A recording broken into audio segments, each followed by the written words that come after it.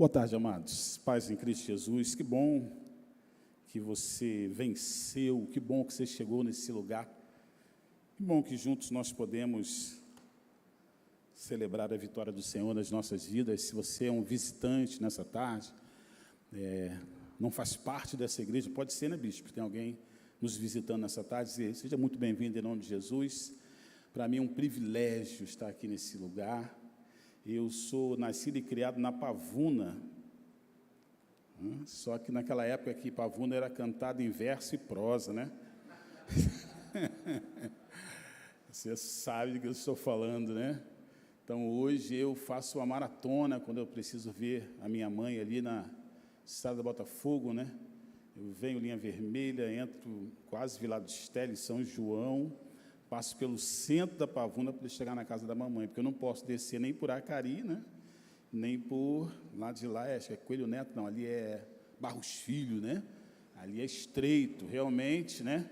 Se ali é estreito, imagina o caminho que leva para o céu, né? O negócio fica estreito ali. Mas, glória a Deus pela sua vida, que bom. Tem homem de verdade aqui reunido aqui? Amém. Vou perguntar mais uma vez. Tem homem de verdade nesse lugar? Amém. Querido, sabe que Deus tem um projeto na sua vida, se você é um homem de verdade. Deus tem um projeto de morte na sua vida. Jesus, misericórdia, não é de vida não, de morte. Nessa terra, né? Nessa terra aqui. Nós nascemos, crescemos, né? E fomos projetados para entregar as nossas vidas aqui nessa terra. Se você é um homem de verdade, começa a aceitar isso no teu coração. Depois eu vou dar referência bíblica, fica tranquilo, né? E você vai ver que o projeto de Deus, se preciso for, você vai sacrificar nessa terra o sacrifício da própria vida. Só homens de verdade podem entender e vivenciar isso aí. Você sabe que tem a primeira morte e a segunda morte. Você não deve temer aquele que pode tirar só a sua vida, só a primeira, né? Seu corpo, mas tem que temer aquele que pode também levar a sua alma a perecer. Eu não sei se você é como nosso querido diácono Salomão, né? Vem de uma família nobre, rica, né? Ele soltava a pipa no ventilador e jogava a bolinha de gude no carpete, né? Ele é uma outra realidade, mas se você teve infância, eu digo teve infância, né? Você ralou muito esse joelho. Tem alguém com o joelho ralado aí? Levanta a mão, só para eu ter uma ideia aqui. Ok, isso é um homem de verdade. Esses dias uma criança, né? 7, 8 anos, né? 7, 8 anos, né? Ele é muito ativo na igreja, corre para lá e para cá. E eu vi ele quietinho, assim, encolhido no canto, né? Meio cabisbaixo, né? E eu falei assim, o que aconteceu? Aí ele, poxa, eu caí, tio, pastor. Eu ralei o joelho, né? Aí estava ralado realmente, né? O sangue descendo. Eu falei, rapaz, você tem uma marca igual do pastor. E puxei assim, né? Levantei a calça. Aqui, no mesmo lugar, na mesma perna. Ele ficou todo feliz. Eu tenho a marca do pastor no joelho. Rapaz, é assim que começa. Ele levantou, saiu dali. Eu tenho a marca do pastor. Ralei meu joelho. Você já reparou que todas as brincadeiras, todas as atividades, eu não sei, eu estou com 57, não sei a sua idade, né? Deixa Salomão fora disso, que ele não sabe o que é isso, né? A brincadeira nossa é sempre flertando com a morte. Tem uma ladeira, né? Ela faz 2 curvas lá perto da casa da mamãe. Faz assim a primeira, você não tem visão da primeira, do que vem lá embaixo, né? Depois da segunda, eu desci de patinete lá de cima. Eu arrumei um patinete que 2 rodas traseiras eram rodas de carrinho de mercado, sabe, aquela de borracha, né?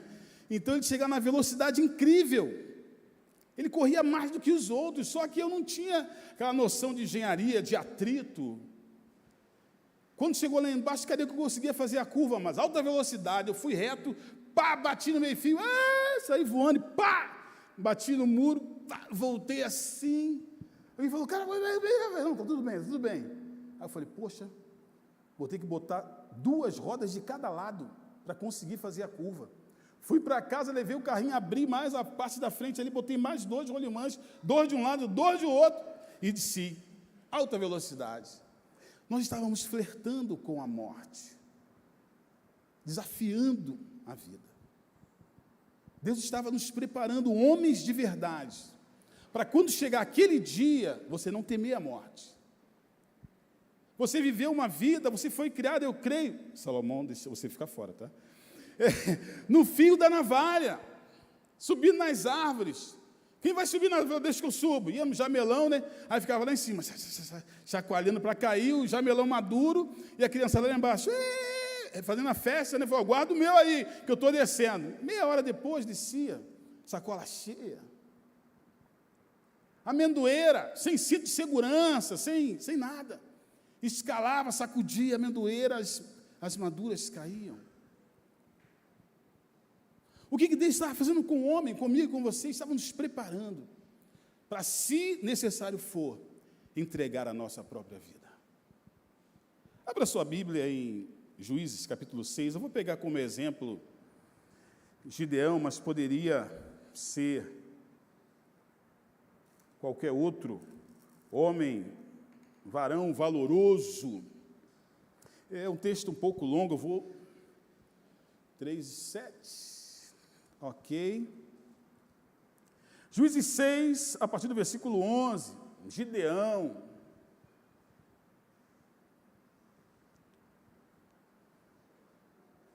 Enquanto você está procurando, folheando aí, você vai provocar aí o varão que está do seu lado, ao próximo de você, né?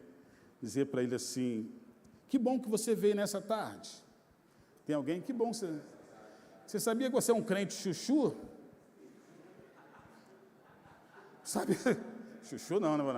Misericórdia, chuchu não, né? Eu tenho certeza que você é um crente chuchu. Algumas coisas eu vi ao longo da caminhada, estou dando um tempo para você achar aí, tá? Porque eu sei que é um livro que a gente sempre costuma abrir, né? Você está visitando Juízes 6, a partir do versículo 11. Provérbios 13, 20. Vou ler, fazer uma síntese, né, do versículo, diz assim: se nós andarmos com os sábios, nós nos tornaremos o quê? Sábios. E se nós andarmos na companhia dos insensatos, nós nos tornaremos tolos. Ou seja, quando eu me aproximo de alguém que é um sábio, eu pego o gostinho do sábio.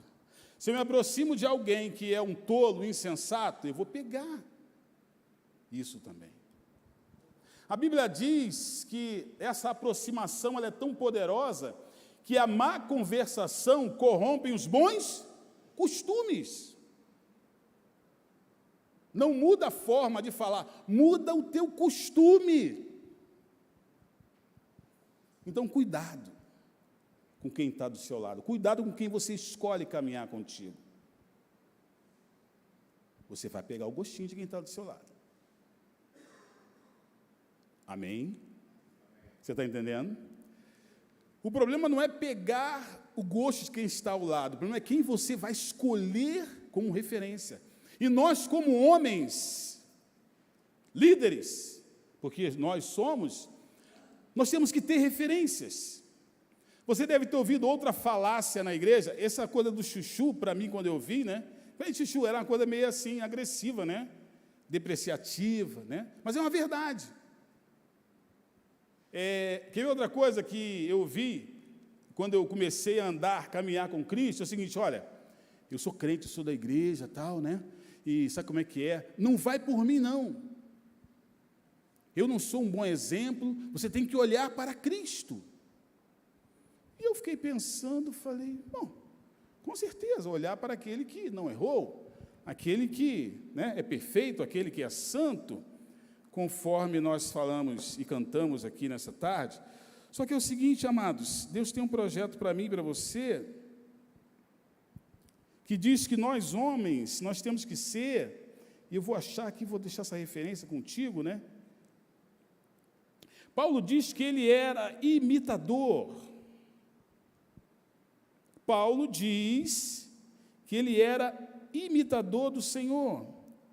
E ele diz também que nós devemos, os santos, a igreja, deveria imitá-lo, porque ele era um imitador do Senhor. Então, olha para mim, veja como eu me comporto.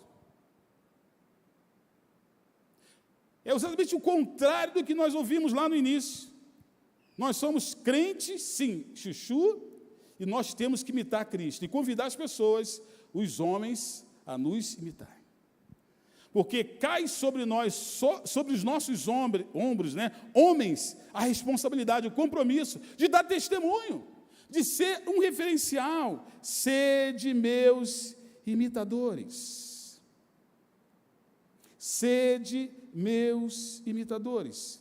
Eu separei alguns versículos, 1 Coríntios 4,16, admoeste-vos, portanto, a que sejam meus imitadores. Paulo, mais uma vez, 11:1, sede meus imitadores, como também eu sou de Cristo. Efésios 5:1, sede, pois, imitadores de Deus, como filhos amados. Filipenses 3,17, irmãos, sedes imitadores. Ou seja, nós precisamos de um referencial, homens.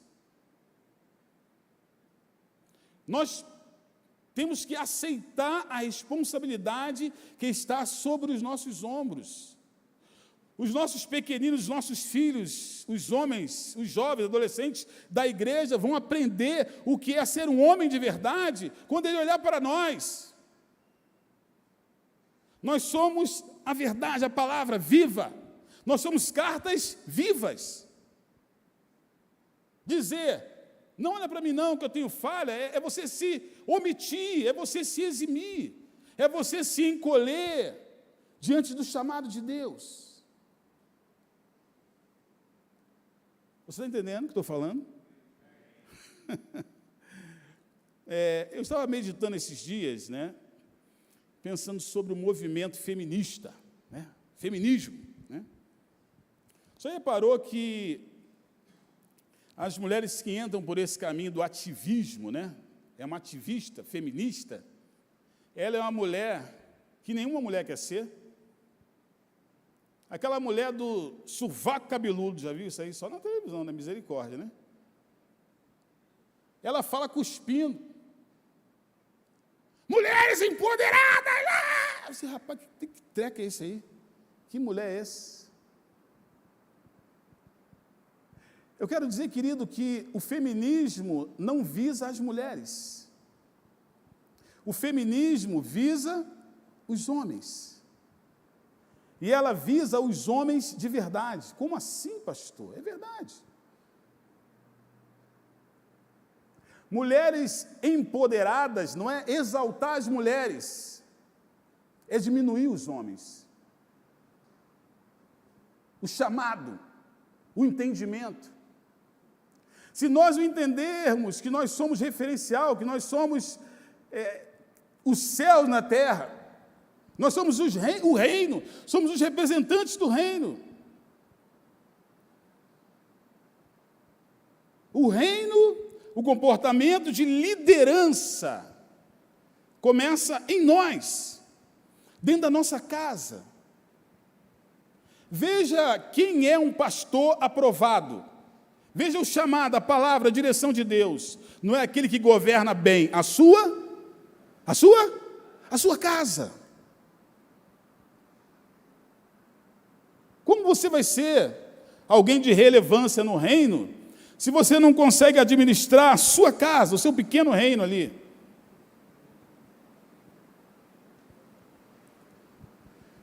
É transmitido aqui ao vivo, bispo? Na rede, na internet? Não, né? Não, né? Depois faz os cortes aí, tá? Com certeza, né, bispo? Tem que fazer uns cortes, né? Deixa eu te falar.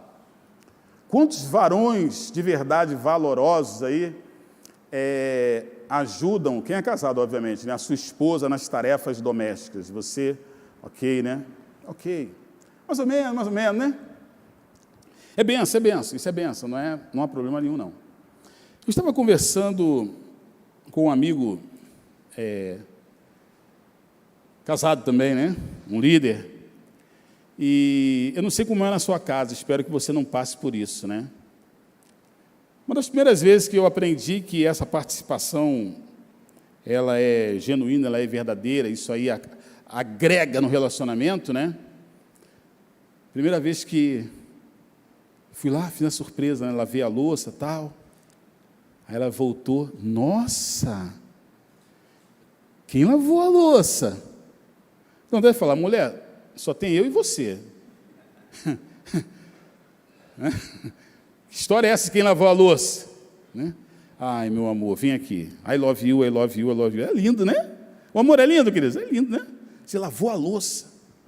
Vou dar um salto no tempo, né? Depois de 3 meses, vem cá, você lavou a louça, mas você não enxugou, pô.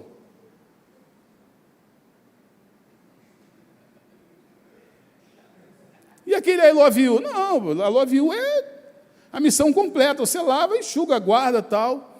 Aí eu falei, tá bom, nem vou, não sabia que tinha. Ah, tem.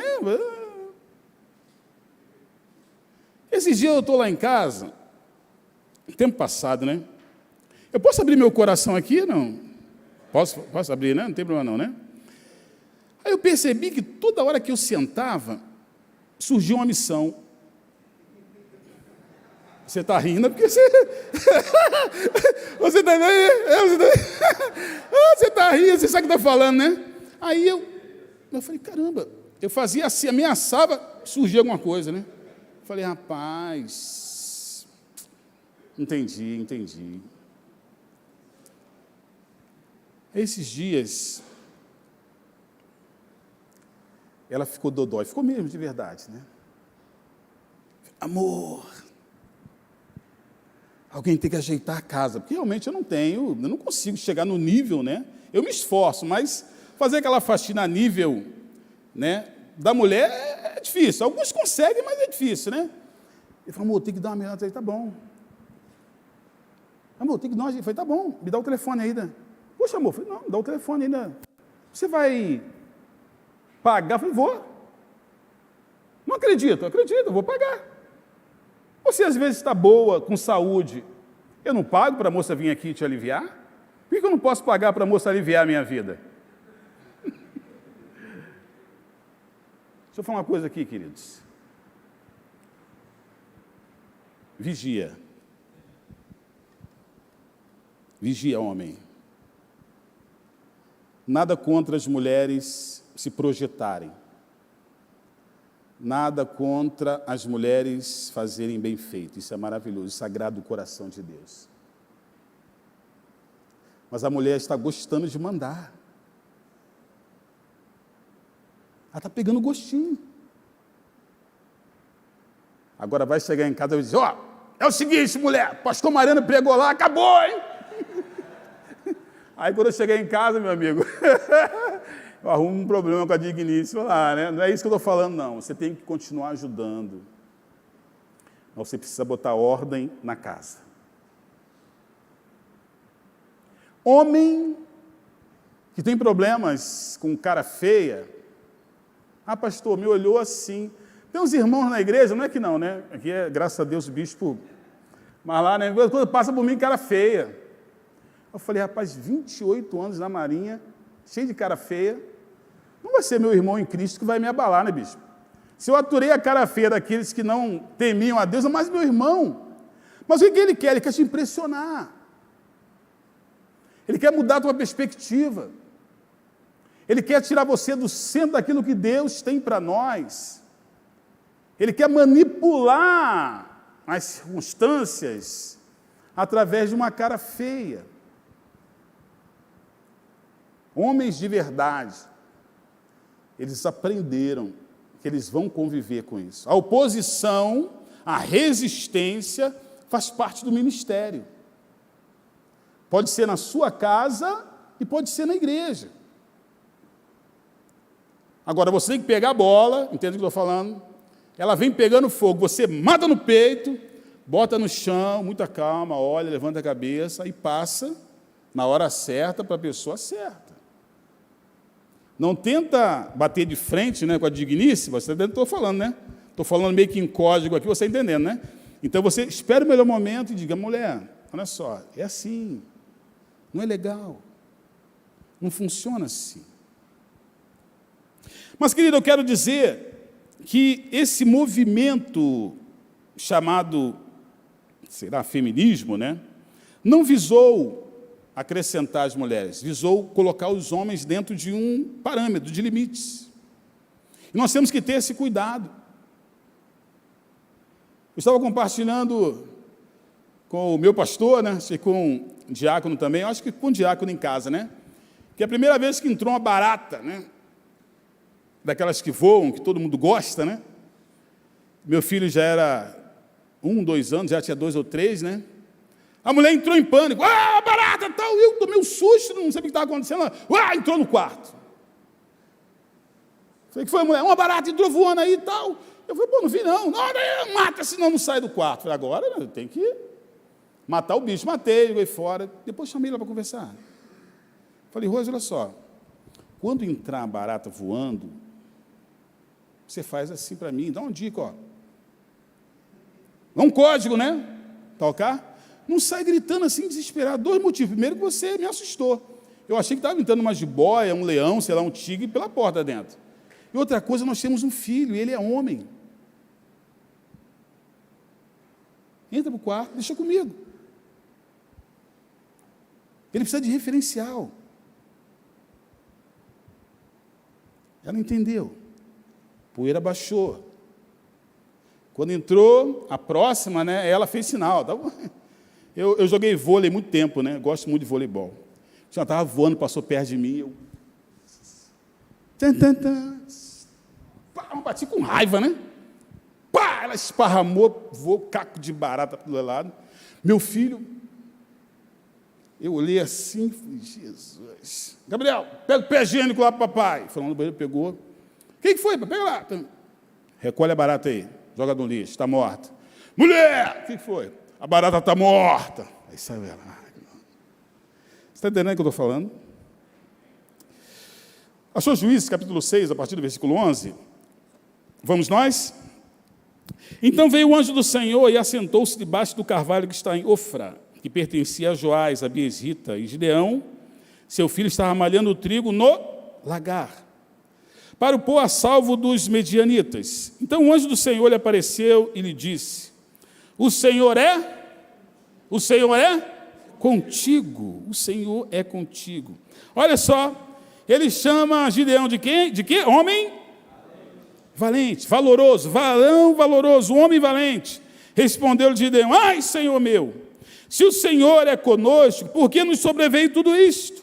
E que é feito de todas as suas maravilhas que os nossos pais nos contaram, dizendo, não nos fez o Senhor subir do Egito, como ele veio subir? Com mão forte, com maravilhas, com poder, com sobrenatural. Porém, agora o Senhor nos desamparou e nos entregou nas mãos dos midianitas.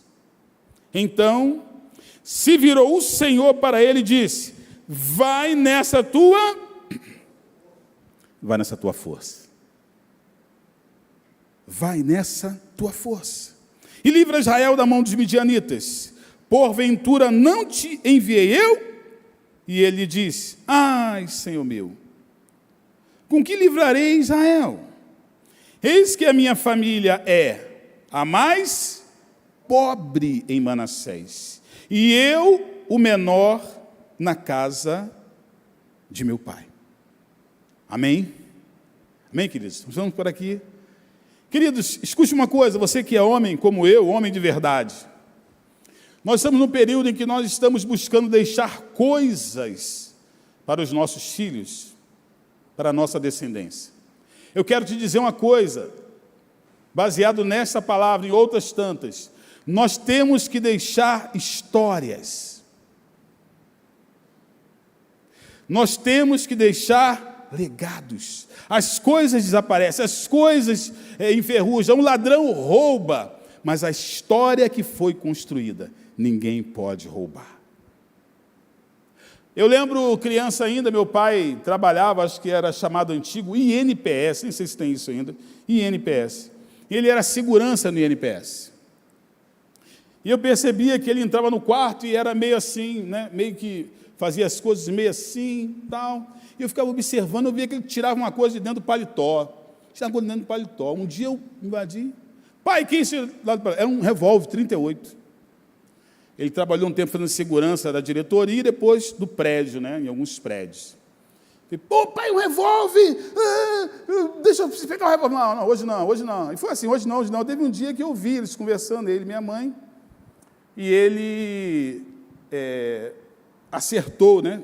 Tirou lá, na época chamávamos bala, né? Agora munição, né? Não podemos mais falar bala, né, pastor?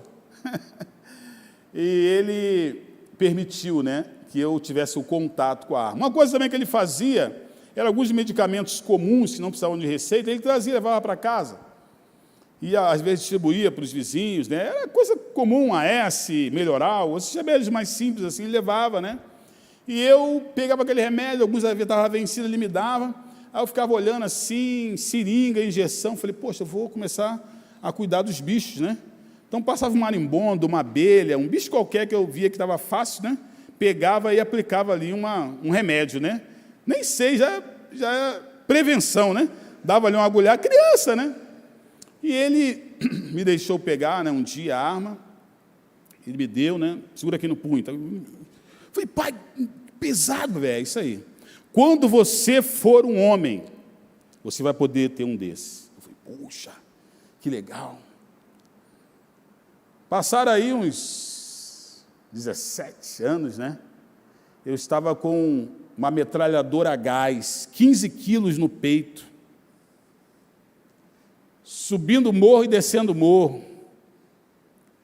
Aí eu lembrei, meu Deus, meus sonhos se realizaram. Metralhadora a gás, quase 15 quilos. Eu era da peça, né, do petrecho, né, então tinha uma metralhadora pesada com tripé. Os sonhos, aquele projeto lá da infância, aquelas histórias, aqueles projetos estavam se concretizando, estavam acontecendo. Você tem um sonho, você tem um projeto, você tem um alvo, você tem sabe, essa história ficou, essa história permanece, e é assim na vida do seu filho, é assim na vida da sua filha, é assim na igreja. Aquele ralado no joelho no início, não era um problema, era um sinal que ele venceu. Ele foi ralado, ele foi moído, mas ele venceu. Aleluia! Então não veja, eu estava falando esses dias, queridos, nós estamos muito preocupados com o alvo. E estamos esquecendo do processo. Eu gosto de atirar, eu atiro mais ou menos bem, né, devido à profissão, fuzil, automático leve, M16, pistola, eu sou perito em todos eles, né, gosto de atirar e atirei bem. Todo mundo quer acertar o alvo, todo mundo quer acertar o que nós chamamos de mosca, não é verdade? Quem não quer acertar mosca? Só que é um processo. Respiração, empunhadura, acionamento de tecla, dependendo da distância, você tem que ver a velocidade do vento. Tudo isso, a distância influencia, porque o projétil ele não segue uma linha reta, ele faz uma curva. Então, tudo isso é calculado. Na nossa vida, no meu viver, no seu viver, às vezes nós estamos preocupados com a mosca e esquecemos do processo. Então, queridos, esse processo de luta, dificuldade, escassez. Eu saía às vezes de casa cedo, só ia almoçar às 2, 3 horas, ficava comendo amêndoa, para não ir para casa, não voltar para casa. Se eu voltasse para casa criança, minha mãe, meu pai, minha avó ia arrumar uma coisa para eu fazer. Então, para ficar na rua, eu ficava comendo amêndoa. Chegava em casa, os dentes estavam tudo vermelhos, né? Tinha uma amêndoa vermelha, né? Era uma preparação.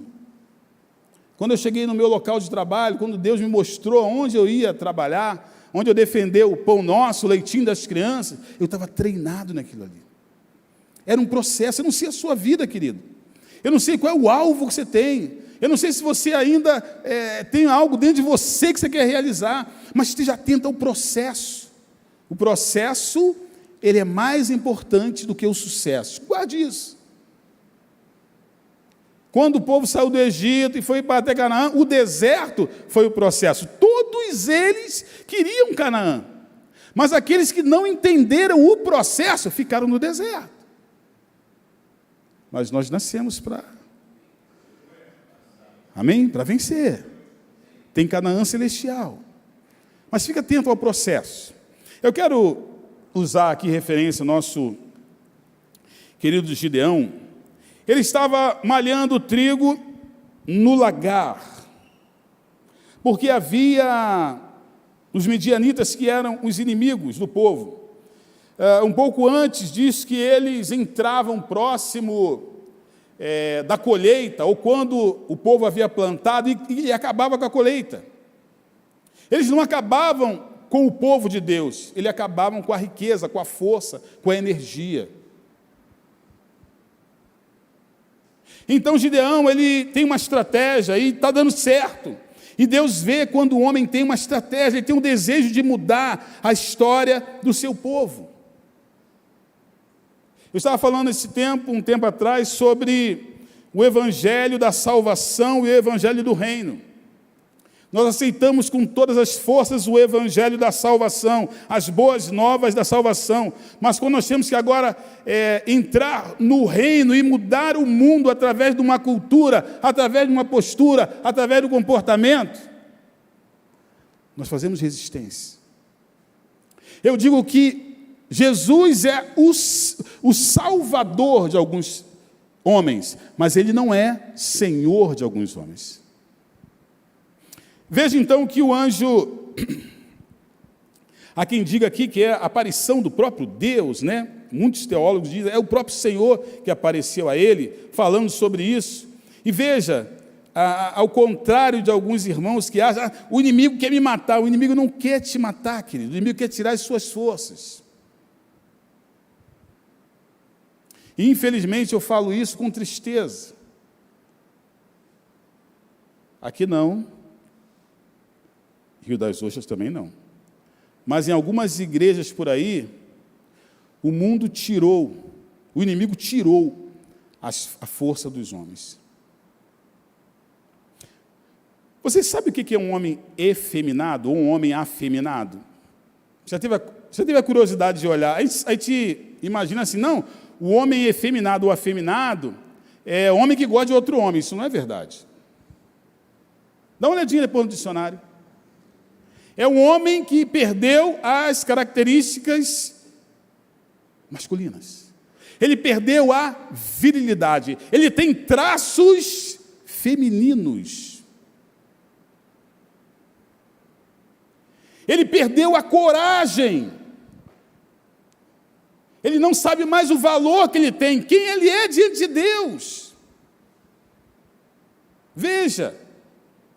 Não é botar saia, não é isso, não é a paixão por outro homem, não é isso, é perder a característica original para o qual você foi criado.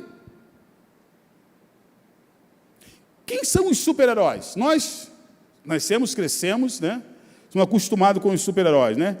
Homem de ferro, homem aranha, diz outro homem aí, Superman, olha só, já viu? A nossa infância, os heróis eram homens. Depois começou a surgir aí, mulher gato, homem morcego.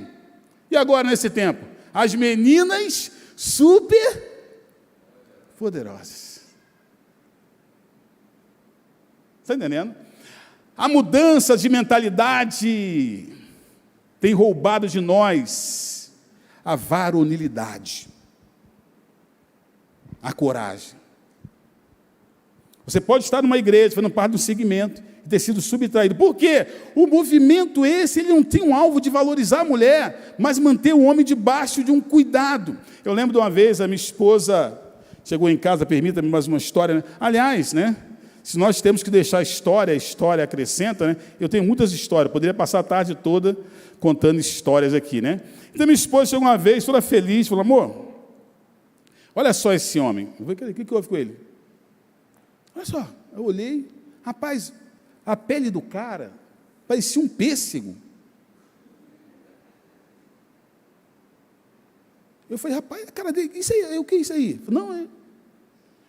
Eu falei, tu vê mais alguma coisa? Eu falei, não, estou vendo não. Homem é a benção, homem não vê nada, né? Homem não acha nem a margarina na porta da geladeira, né? Aí, olha a sobrancelha dele. Eu falei, o que tem a sobrancelha dele? Olha bem, eu falei, olha aí, o que foi? A sobrancelha está feita. Aí eu, é mesmo, rapaz. Ele, direitinho a sobrancelha dele, né, velho? Eu falei, e qual é a ideia aí? Eu falei, não, Olha o peito dele. Eu falei, o que houve com o peito do homem? Está no lugar, não, raspado. E eu falei, tá, e aí onde é que chega essa coisa? Qual a ideia? Para onde a gente vai? Sabe qual é o nome disso aí? Eu falei, não, você não. Metrosexual.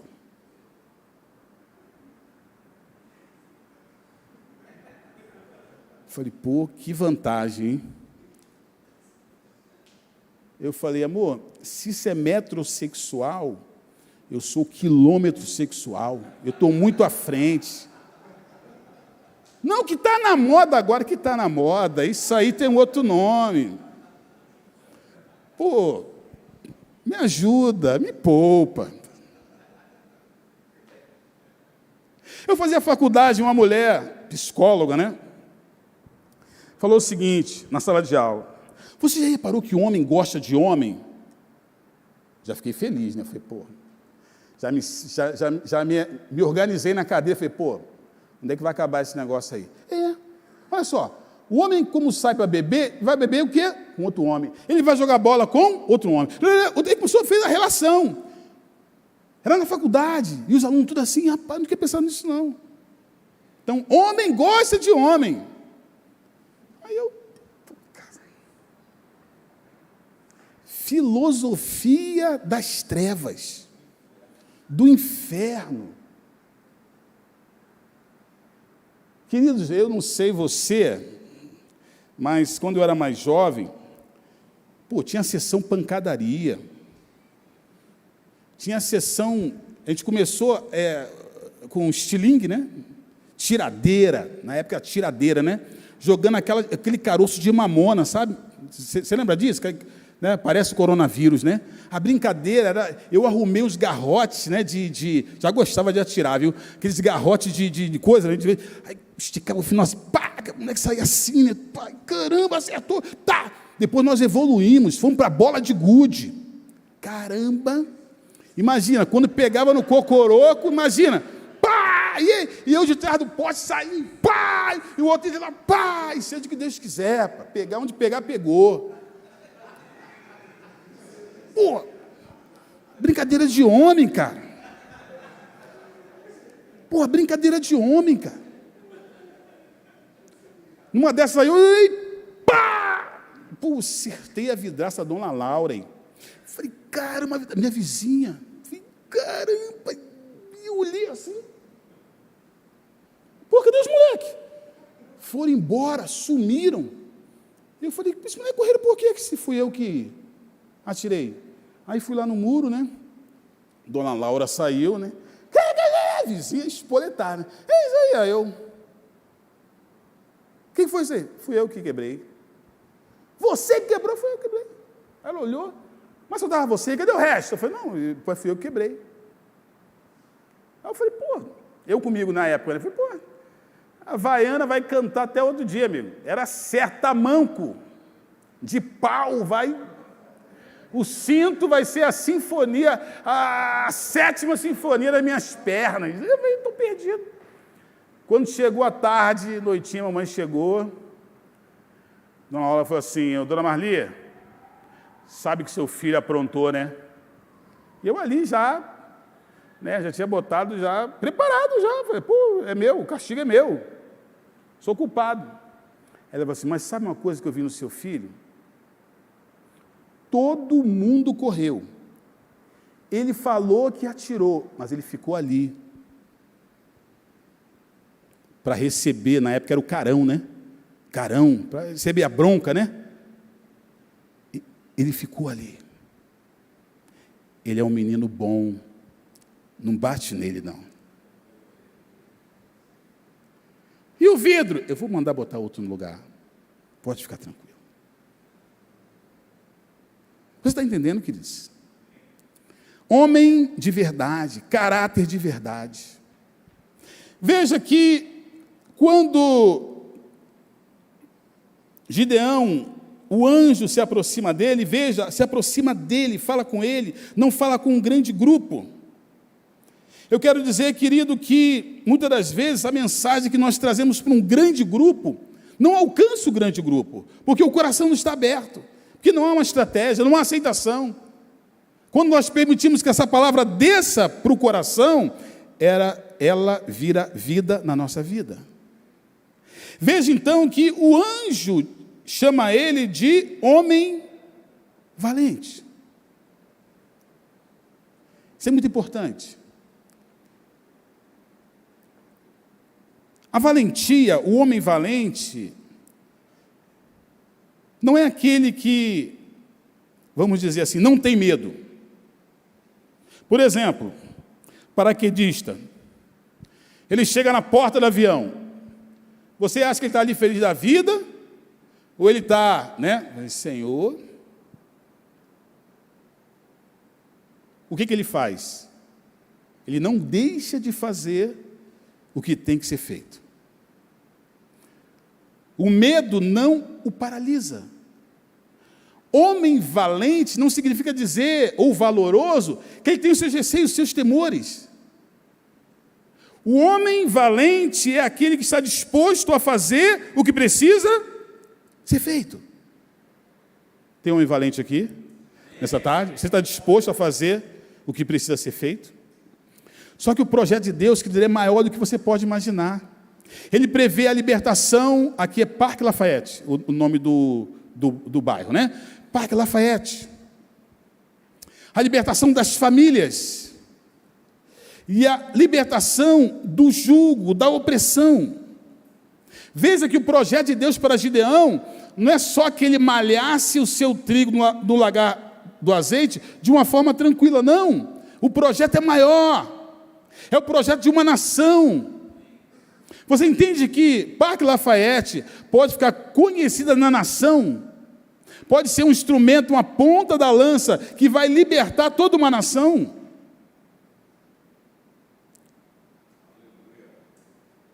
Você precisa acreditar nisso. Como é que Deus vai fazer? Eu não sei, mas Ele faz.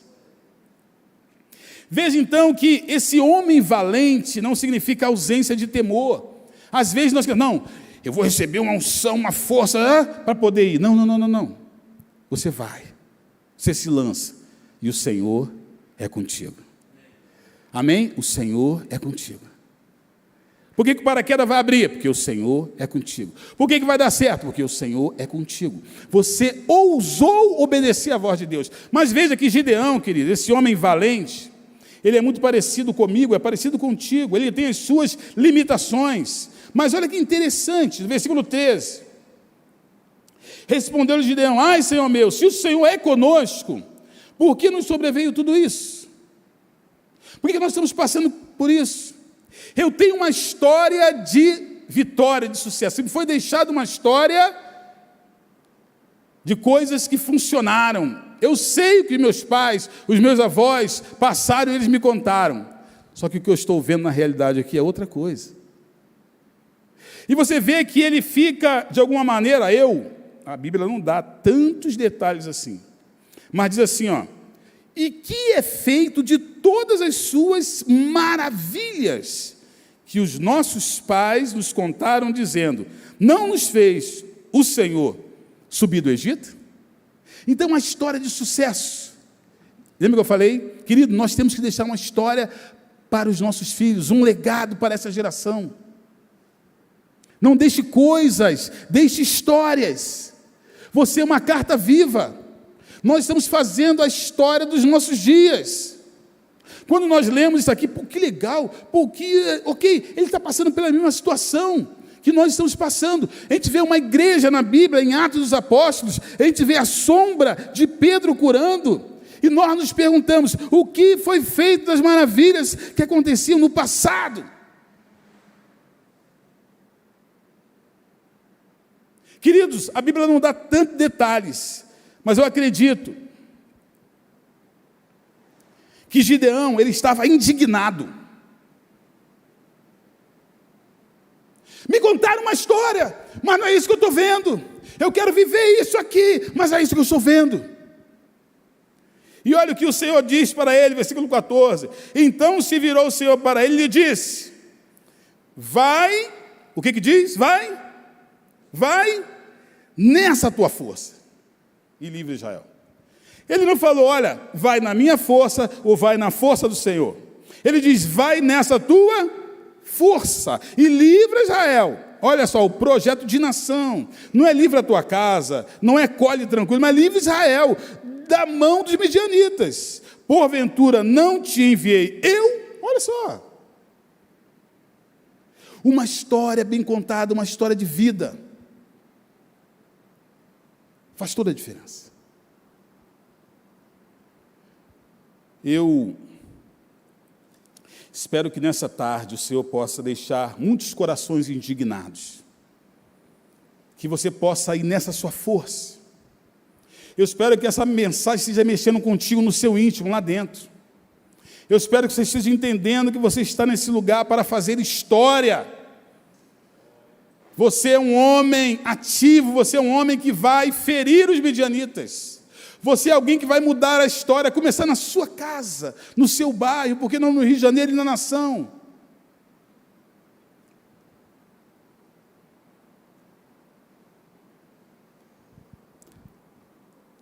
Talvez você esteja como Gideão: ai, Senhor meu, com que livrarei Israel?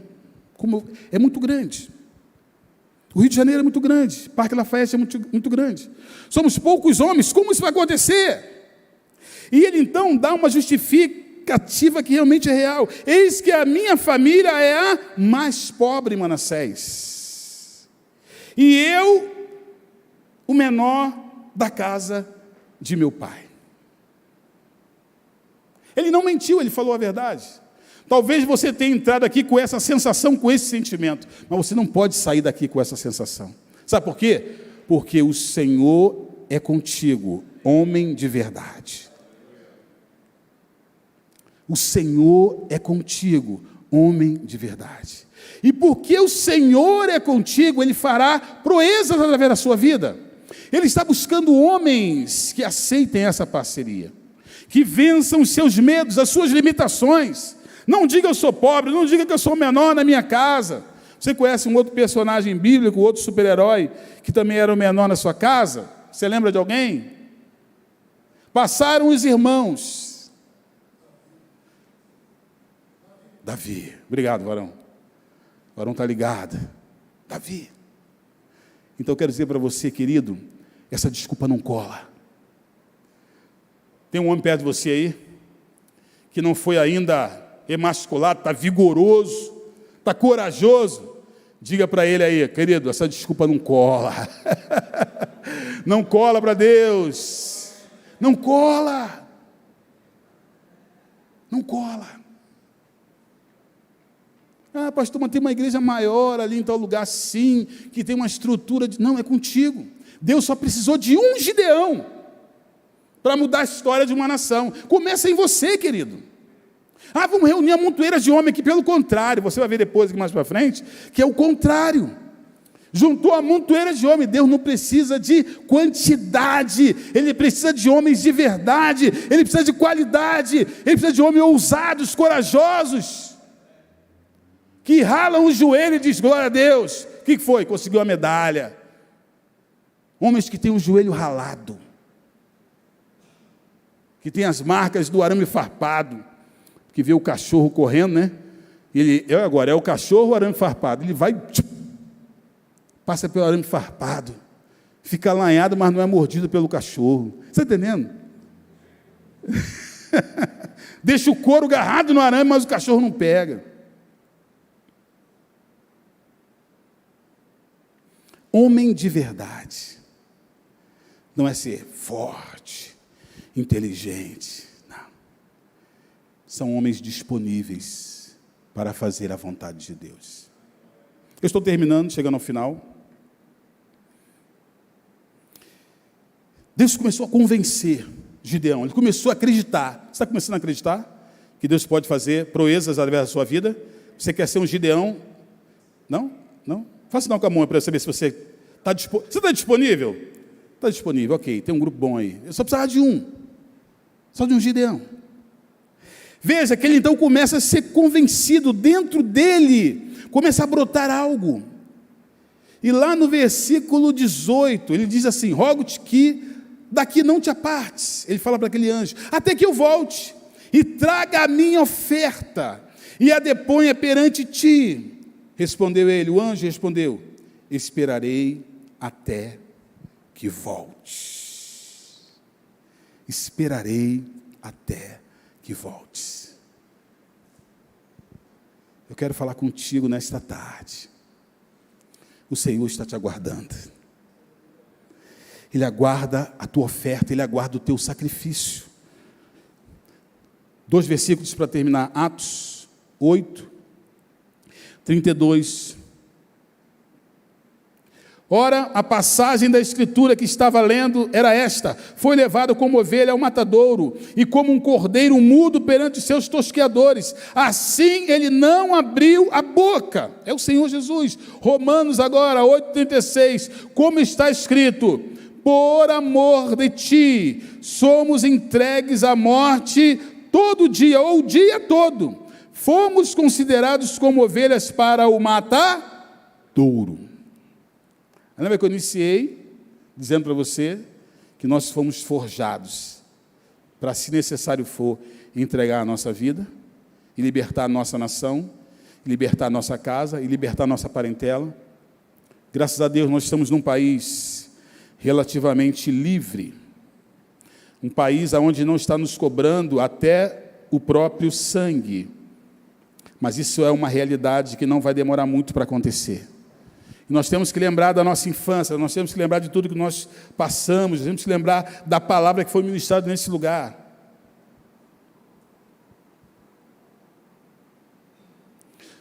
Vou fechar agora realmente, tá? Neemias 4, a partir do 14.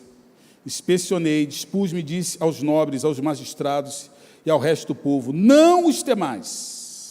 Não os temais, lembrai-vos do Senhor, grande e temível, e pelejai pelos vossos irmãos, pelos vossos filhos, pelas vossas filhas, vossa mulher e vossa casa.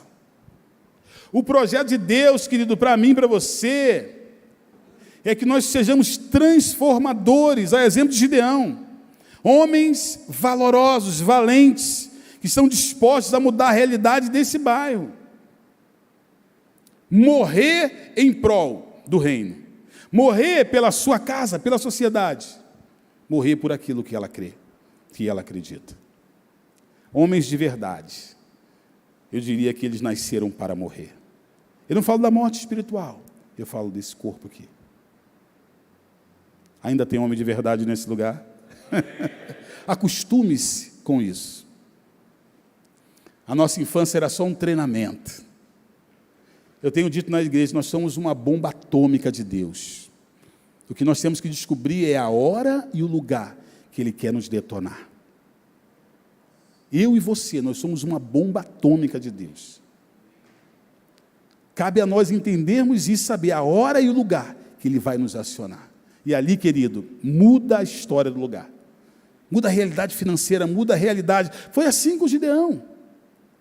E diz que ele acordou à noite e derrubou os postes ídolos. Ele mudou o nome. Jerubaal, aquele que contenda, aquele que tem contendido com Baal. Então nós somos chamados para contender com esse mundo, com a cultura desse mundo. E é com cara feia. Vai ter oposição? Sim. Vai ter resistência? Sim. Mas se você for homem de verdade nesse tempo, você vai ver a glória do Senhor. O Senhor é contigo. Curva a sua cabeça onde você está.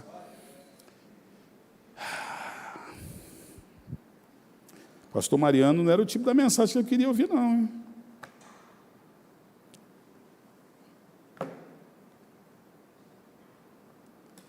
Esse negócio de homem emasculado, efeminado, eu não gostei desse negócio, não. Nem do crente homem chuchu, mas é isso, querido. Você precisa escolher.